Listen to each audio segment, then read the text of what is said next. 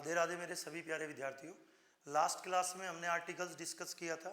Articles में हमने दो पार्ट पढ़े थे, एक इंडेफिनिट आर्टिकल और एक डेफिनिट आर्टिकल। यानी जो हमारा इंडेफिनिट आर्टिकल होता है वो मैंने आपको बताया था ए और एन होता है, डेफिनिट दा होता है और दा का कोई मीनिंग नहीं होता है, दा के सिर्फ यूज पढ़ने हैं, जबकि ए और एन का मीनिंग क्या होता है, एक।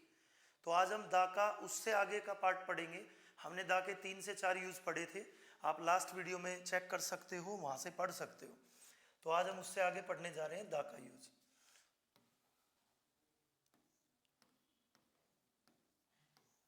Use of the.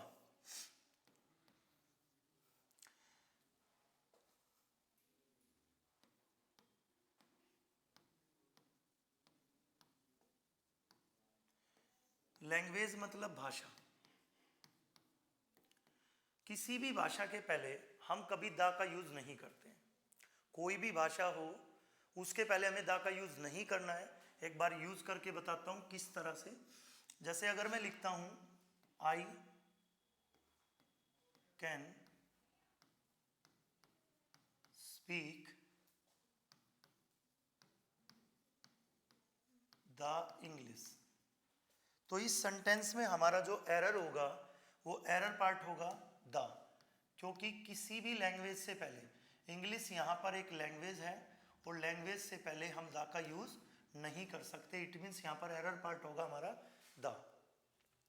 लेकिन कुछ सेंटेंसेस में इंग्लिश, हिंदी, फ्रेंच, इनके पहले दा दिया होगा, तो फिर हमें प्रॉब्लम क्रिएशन क्या होगी, क्या प्रॉब्लम लगती है कि यहाँ पर दा दिया है जबकि किताबों में दा मना किया हुआ है।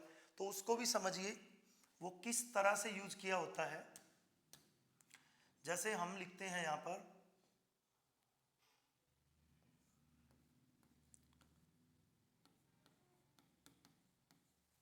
द हिंदी, एक सेकंड,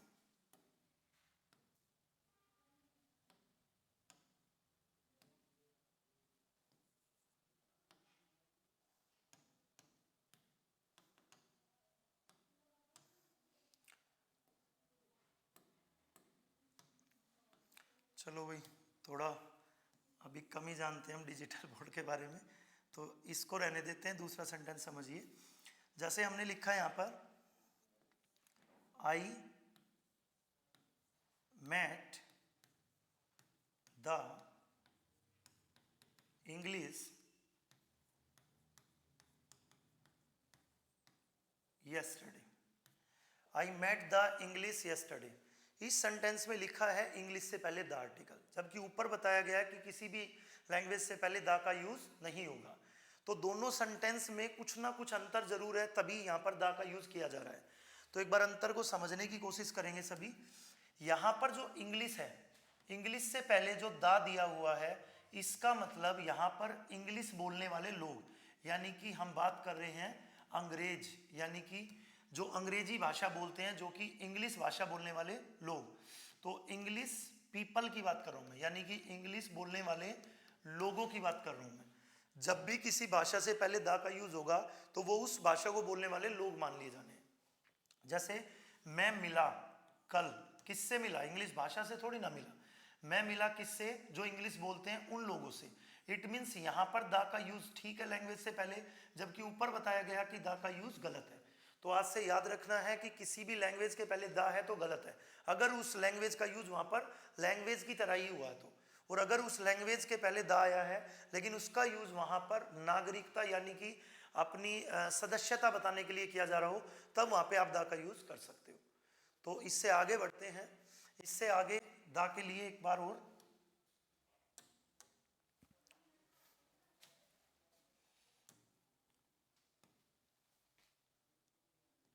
एक पॉइंट और समझेंगे दा का, लैंग्वेज से related he. Translate the Hindi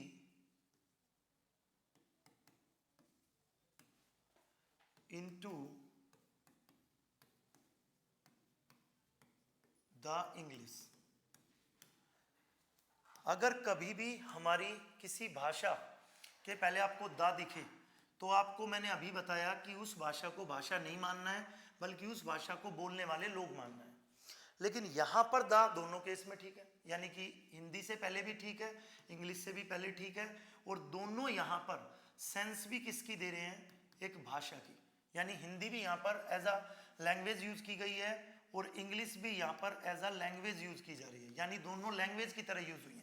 जबकि हमने पहले पॉइंट में पढ़ा है कि लैंग्वेज से पहले दा का यूज नहीं होगा, तो यहाँ भी कोई ना कोई ऐसा पॉइंट जरूर है जिसकी वजह से ऐसा हो पाया। यानी ट्रांसलेट वर्ड एक ऐसा वर्ड है जिसके बाद जब भी कोई लैंग्वेज दी होगी, ट्रांसलेट वर्ड के बाद अगर कोई लैंग्वेज दी होगी तो उस लैंग्वेज के पहले दा आएगा, अगर एक से ज्यादा लैंग्वेज दी होंगी तो उस दूसरी के पहले भी दा आएगा।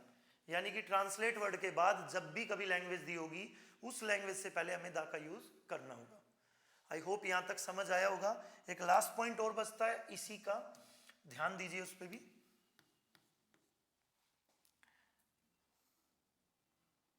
I can speak the English language. यहां पर फिर किसी भाषा से पहले दा का यूज किया गया है और वो ठीक है या गलत है उसको समझना आपको। यहां पर देखिए इंग्लिश से पहले फिर से हमने दा का यूज किया है, लेकिन इस सेंटेंस में भी हम दा को सही मानते हैं। रीजन, क्योंकि जब भी किसी भाषा के बाद अगर लैंग्वेज वर्ड दिया हो, लैंग्वेज वर्ड दिया हो, लैंग्वेज का मतलब ही क्या होता है, भाषा। यानी कि इस इंग्लिश को भाषा बनाने वाला वर्ड कौन है यहाँ पर, लैंग्वेज। अगर यहाँ से लैंग्वेज हटा दें तो द इंग्लिश का मतलब हो जाएगा इंग्लिश पीपल, यानी कि अंग्रेज लोग जो अंग्रेजी भाषा बोलते हैं। कब हो जाएगा ये इंग्लिश पीपल, इसका मीनिंग अगर इस सेंटेंस में से लैंग्वेज हटा दिया जाए। अगर लैंग्वेज लगा दिया जाए तो यहाँ पर द ठीक है, अगर लैंग्वेज हटा दिया जाए तो यहाँ पर द गलत है। अगर लैंग्वेज हटेगा तो द भी हटेगा, अगर लैंग्वेज लगेगा तो दा भी लगेगा, क्योंकि लैंग्वेज के कारण ही यहाँ पर दा है। तो ये 3 से 4 पॉइंट थे किसी भी लैंग्वेज को लेकर अगर आर्टिकल का यूज किया जाता है तो। चलिए नेक्स्ट पॉइंट पढ़ते हैं दा का।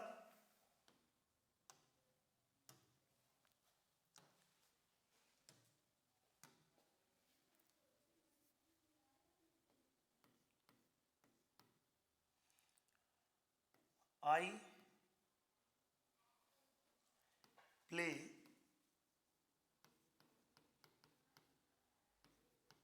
Cricket, I play cricket, sorry,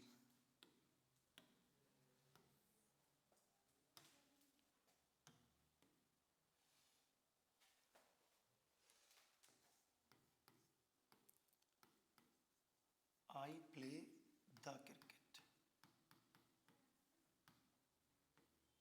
इस सेंटेंस में हमने लिखा है आई प्ले द क्रिकेट, यानी इस सेंटेंस में भी हमें गिवन है द, और द इस सेंटेंस में जो गिवन है वो किसी खेल के नाम यानी किसी गेम से पहले।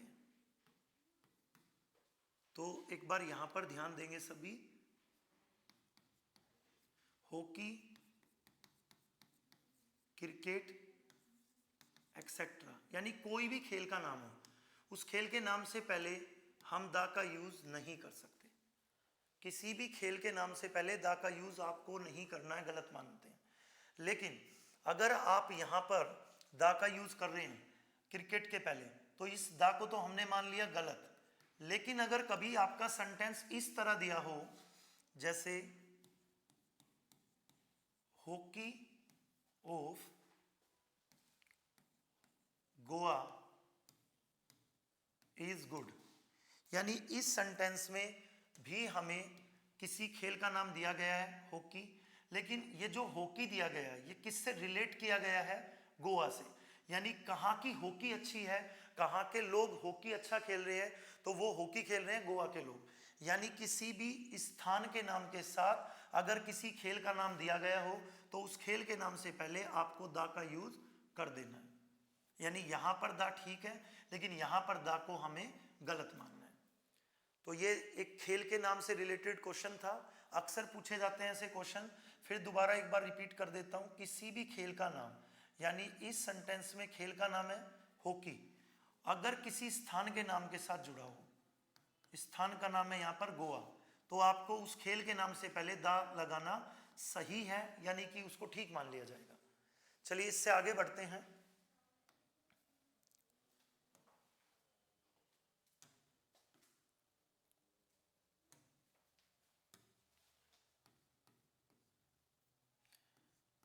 आई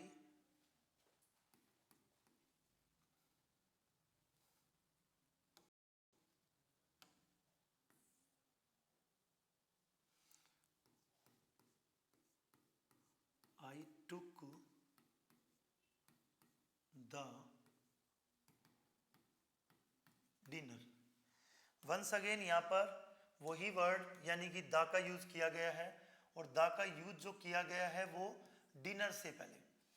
जिस तरह मैंने खेल के लिए आपको समझाया, इसी तरह जैसे मान लीजिए एक वर्ड होता है हमारा ब्रेकफास्ट, एक वर्ड होता है हमारा लंच, एक वर्ड होता है हमारा डिनर, यानी कि जो ये खाने की टाइमिंग्स होती हैं हमारी तीनों, इनके पहले आपको कभी भी दा का यूज नहीं करना है। ब्रेकफास्ट, लंच, डिनर के पहले कभी भी दा का यूज नहीं कर सकते हैं। लेकिन एग्जाम में जो क्वेश्चंस होते हैं हमारे, उनमें कहीं ना कहीं इस तरह दा दिया होता है, तो एक बार उसको समझिए। जैसे अगर हम लिखते हैं lunch of Goa is very spicy. जो ट्रिक मैंने इससे पहले क्वेश्चन में बताई, उसी ट्रिक को फॉलो करो इसमें भी। यानी कि इस सेंटेंस में आपको जो लंच दिया गया वो किसी ना किसी खाने की टाइमिंग्स का नाम है, खाने की कोई ना कोई ये टाइमिंग्स है, और इसका नाम जुड़ा हुआ है किसी स्थान के साथ, और स्थान कौन है यहाँ पर? गोवा। तो इसका मतलब जैसे हमने हॉकी के पहले दा लगाया था जब वो किसी स्थान के साथ जोड़ दी गई थी, तो इसी तरह लंच, डिनर, ब्रेकफास्ट के पहले भी दा का यूज होगा अगर वो किसी ना किसी प्लेस के साथ जुड़ी हो तो दो तरह के क्वेश्चन है, लेकिन दोनों में सेम जैसी बात बताई जा रही है। एक बार थर्ड टाइप और समझिए, फिर तीनों को एक ही तरीके से समझने की कोशिश करेंगे।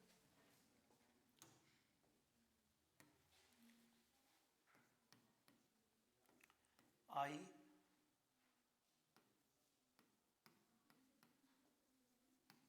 Purchased the gold. I purchase the gold में फिर अगेन यूज किया गया है द, जो कि एक आर्टिकल है। अब की बार द यूज किया गया है गोल्ड से। एक बार फिर समझते हैं, गोल्ड, सिल्वर, मिल्क, यानी कि जो भी अनकाउंटेबल नाउन होंगे उनके पहले भी हम दा का यूज नहीं कर सकते। यानी अनकाउंटेबल नाउन से पहले भी हम दा का यूज कभी नहीं करेंगे, अगर करते हैं तो उसे गलत माना जाएगा। लेकिन जैसे अभी समझाया, सेम उन्हीं दो तरह पर अगर ऐसा कोई क्वेश्चन आता है like gold of Nepal is very pure, अगर हमने कुछ इस तरह का क्वेश्चन देखा तो इसमें देखिए जो गोल्ड गिवन है, गोल्ड किसी अनकाउंटेबल नाउन का नाम है, अनकाउंटेबल नाउन है गोल्ड हमारा। गोल्ड को जोड़ा गया है नेपाल से, नेपाल यानी कि कोई स्थान से।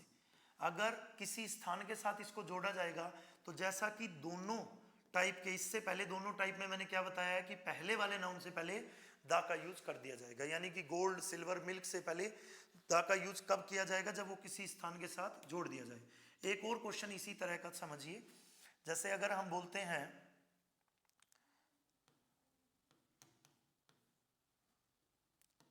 सिल्वर ऑफ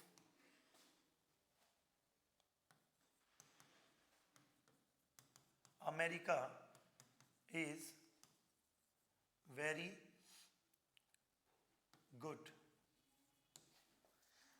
काफी अच्छा सिल्वर है अमेरिका का। तो इसमें जो सिल्वर वर्ड है वो फिर से एक अनकाउंटेबल नाउन है, और अनकाउंटेबल नाउन है उसको अगर किसी स्थान के साथ जोड़ा गया है, यहां पर हम जितना भी दुनिया में सिल्वर है उसकी बात नहीं कर रहे हैं, हम बात कर रहे हैं उस सिल्वर की जो अमेरिका में है। यानी कि अमेरिका का सिल्वर बहुत ही अच्छी क्वालिटी का सिल्वर है, ठीक है, यहां पर हम बात कर रहे हैं गोल्ड ऑफ नेपाल, यानी कि पूरे वर्ल्ड के गोल्ड की बात नहीं कर रहे हैं, बात कर रहे हैं हम किसकी, जो गोल्ड नेपाल में है, वो नेपाल वाला जो गोल्ड है वो बहुत ही प्योर गोल्ड है, यानी कि सिर्फ उस गोल्ड की बात हो रही है जो नेपाल से जुड़ा हुआ है, सिर्फ उस सिल्वर की बात हो रही है जो अमेरिका से जुड़ा हुआ है। तो अगेन यहां पर भी हम यूज करेंगे दा का। तो तीनों के तीनों टाइप अच्छे से समझ आए होंगे। इन तीनों के लिए एक छोटी सी ट्रिक बनाते हैं जिनसे तीनों को याद करना आसान हो जाएगा। जैसे देखिए, हमने क्वेश्चन लिया था अभी गोल्ड ऑफ नेपाल, हमने क्वेश्चन लिया यहीं पर डिनर ऑफ दिल्ली, हमने सेम क्वेश्चन लिया यहां पर हॉकी ऑफ गोवा। तो कुछ इसी तरह के क्वेश्चन डिस्कस किए हैं मैंने तीनों टाइप में। अब इन तीनों टाइप को एक ही तरीके से करना पॉसिबल है।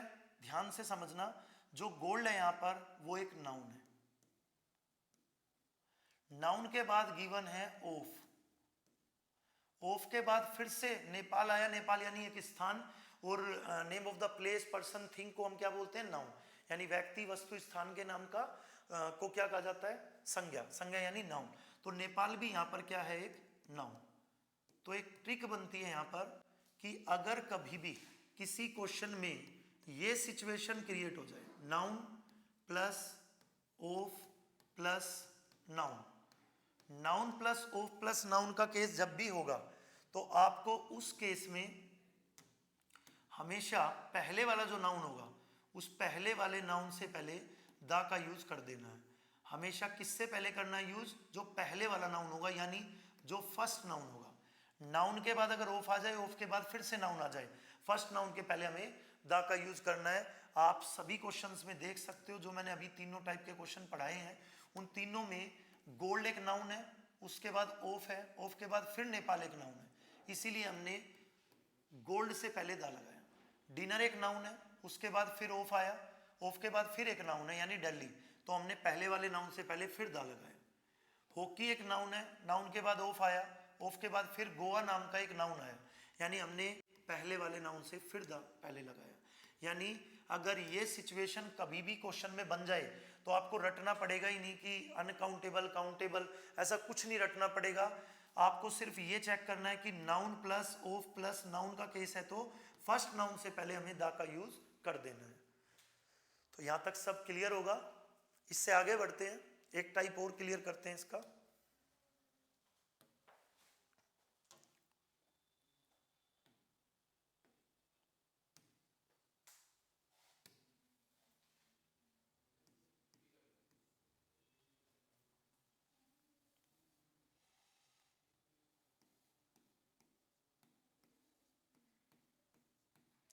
ये जो सभी स्क्रीन पे नंबर हैं, इन सभी नंबर को हम या तो 1 2 3 इस तरह बोलते हैं, या हम इन्हीं सभी नंबर को फर्स्ट सेकंड एंड थर्ड, या तो हम 1 2 3 को जो मैथमेटिक्स में नंबर लिखे हुए हैं, या तो हम इनको बोलते हैं 1 2 3, या बोलते हैं हम इनको फर्स्ट सेकंड थर्ड। यानी नंबर मैथ्स में सेम है लेकिन इंग्लिश में उसको दो तरह से बोला जा रहा है। तो जो इंग्लिश में उसको दो तरह से बोला जा रहा है उसी के ऊपर एक क्वेश्चन बनता है आर्टिकल का, तो उसको समझने की कोशिश करेंगे। पहले इनका नाम समझिए। 1 2 3 वाली जितनी भी काउंटिंग्स होती हैं उनको नाम दिया जाता है कार्डिनल नंबर, उनका नाम होता है कार्डिनल नंबर। जो भी नंबर 1 2 3 वाले होंगे उनका नाम होगा कार्डिनल नंबर, और जो भी नंबर होंगे हमारे फर्स्ट सेकंड थर्ड उनको नाम दिया जाता है ऑर्डिनल नंबर। यानी कि दो तरह के नंबर हैं, एक कार्डिनल है और एक ऑर्डिनल है। अब हम पहले बात कर रहे हैं ऑर्डिनल की। जैसे अगर एक सेंटेंस लें हम, I have read the first lesson, इस सेंटेंस में फर्स्ट जो वर्ड है वो एक ऑर्डिनल नंबर है, आप देख सकते हो, मैं पहले ही समझा चुका हूं। फर्स्ट एक ऑर्डिनल नंबर है और ऑर्डिनल नंबर से पहले आपको हमेशा दा का यूज करना है। यानी कि अगर किसी सेंटेंस में ऑर्डिनल नंबर दिया गया है तो आप ऑर्डिनल नंबर से पहले दा का यूज कर सकते हैं, उसको करेक्ट समझा जाएगा। सेम क्वेश्चन दोबारा, I have read the first and the second lessons. हमारे इस सेंटेंस में भी दा दिया गया है लेकिन 2 बार। यहाँ पर फर्स्ट ऑर्डिनल नंबर है, सभी को पता चल चुका है। यहाँ पर सेकंड भी ऑर्डिनल नंबर है, यानी इस सेंटेंस में 2 ऑर्डिनल नंबर है। लेकिन दोनों के पहले दा कभी भी यूज नहीं करना है आपको। यानी कि जब भी एक से ज्यादा ऑर्डिनल नंबर्स दिए हों तो केवल हमें पहले वाले ऑर्डिनल से पहले दा का यूज करना है, ना कि सभी ऑर्डिनल से पहले दा का यूज करना है। कई बार क्वेश्चंस में ऐसा भी होगा कि एक से ज्यादा ऑर्डिनल नंबर होंगे, यानी कि first, second, third, fourth 4 ordinal number भी यूज किए जा सकते हैं, 5 भी, 10 भी। तो हम केवल फर्स्ट ऑर्डिनल नंबर से पहले दा यूज करेंगे, ना कि हर ऑर्डिनल नंबर को देखते ही हमें दा लगाना है। तो ये बात क्लियर हो गई होगी ऑर्डिनल के लिए। अब हम पढ़ेंगे कार्डिनल नंबर। अब कार्डिनल नंबर को समझना है कि कार्डिनल से पहले भी दा का यूज होता है या नहीं होता है। तो समझिए ध्यान से कार्डिनल नंबर को।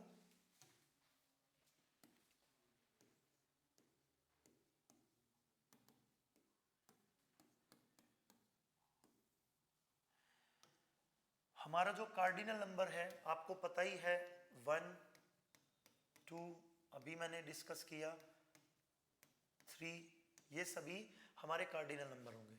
तो जो हमारा कार्डिनल नंबर है एक उसका एग्जांपल देखिए, जैसे I have taught the 2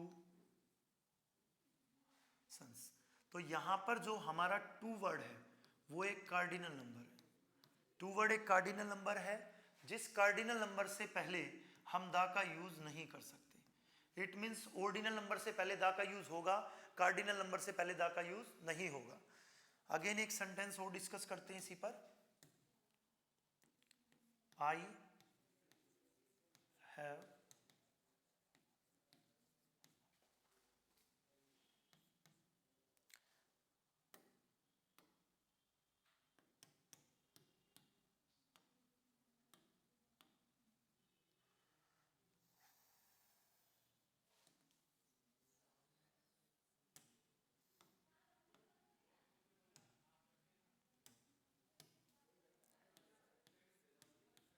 of the 2 sisters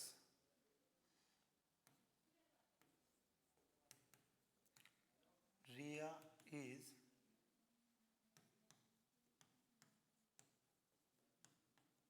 the better। अगर हमारा सेंटेंस में ऑर्डिनल नंबर दिया है, ऑर्डिनल नंबर कौन है यहाँ पर, 2, sorry cardinal number, cardinal number है यहाँ पर 2 से पहले दा आया हुआ है, जबकि मैंने ऊपर वाले सेंटेंस में बताया आपको कि कभी भी कार्डिनल नंबर से पहले दा का यूज नहीं होगा। लेकिन इस सेंटेंस में दा का यूज कार्डिनल से पहले हुआ है और इस सेंटेंस को करेक्ट भी समझा जाता है। रीजन समझिए, अगर कभी भी ऑफ के बाद, अगर कभी भी ऑफ के बिल्कुल बाद कार्डिनल नंबर दिया गया हो तो कार्डिनल नंबर से पहले दा का यूज होगा। अगर ऑफ के बाद कार्डिनल होगा तो दा होगा, अगर ऑफ के बगैर होगा कार्डिनल नंबर तो दा नहीं होगा, जैसा कि आप ऊपर देख चुके हैं। तो ऑर्डिनल और कार्डिनल के सभी क्वेश्चंस क्लियर होंगे। आई थिंक यहां तक का दा क्लियर हो जाएगा आपको। नेक्स्ट पॉइंट पढ़ते हैं एक और।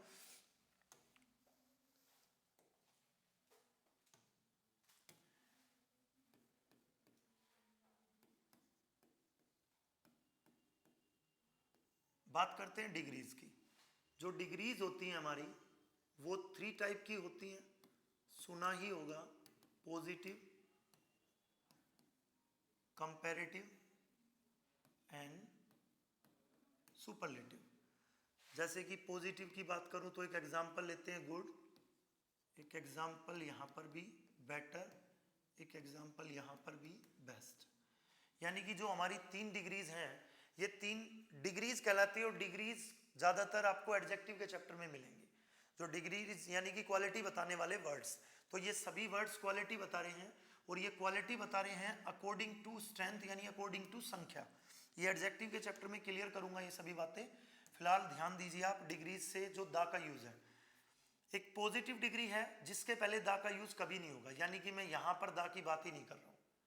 एक कंपैरेटिव डिग्री है जिसके लिए भी ये कहा जाता है कि दा का यूज उसके पहले नहीं होता, यानी पॉजिटिव डिग्री से पहले कभी दा नहीं आता, कंपैरेटिव से पहले कभी दा नहीं आता, सुपरलेटिव से पहले दा हमेशा आता है।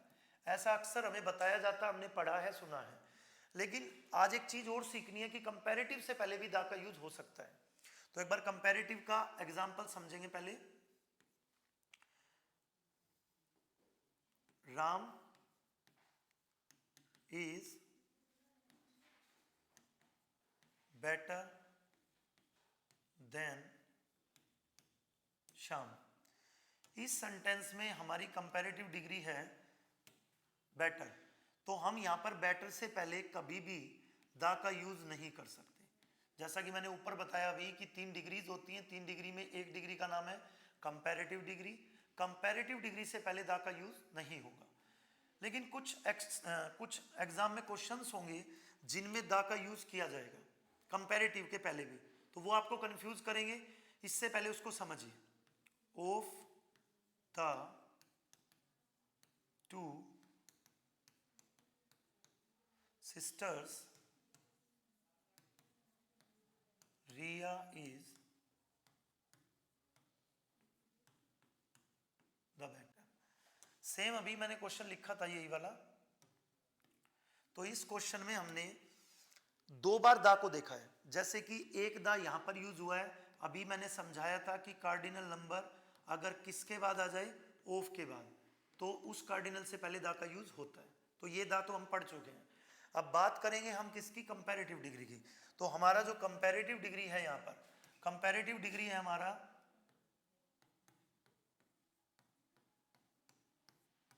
बेटर। मोस्टली क्वेश्चंस में देखेंगे आप कि कंपैरेटिव डिग्री जो होता है, कंपैरेटिव डिग्री के पहले बाद में आपको हमेशा देन देखने को मिलेगा। कंपैरेटिव डिग्री के बाद आपको देन मिलेगा, जैसे यहां पर लिखा हुआ है Ram is better than Shyam, Ram is higher, Ram is bigger, यानी कि जो भी कंपैरेटिव डिग्री होगी उसके बाद आपको यहां पर देन मोस्टली मिलेगा ही मिलेगा। लेकिन इन केस अगर आपको कभी कंपैरेटिव डिग्री के बाद यहां पर क्या दिखाई ना दे क्वेश्चन में, देन, अगर कंपैरेटिव के बाद देन ना दिखाई दे तो कंपैरेटिव से पहले दा लगाना नेसेसरी है। अगर किसी कंपैरेटिव डिग्री के बाद देन ना दिया गया हो तो कंपैरेटिव से पहले दा का लगना बिल्कुल सही समझा जाएगा, उसको बिल्कुल करेक्ट मानना है। तो उसके बाद एक लास्ट यूज बचता है जो कि सुपरलेटिव डिग्री का है, वो डिस्कस करते हैं 5 मिनट में, फिर उसके बाद क्लास समाप्त करते हैं आज की, यहीं पर स्टॉप करेंगे।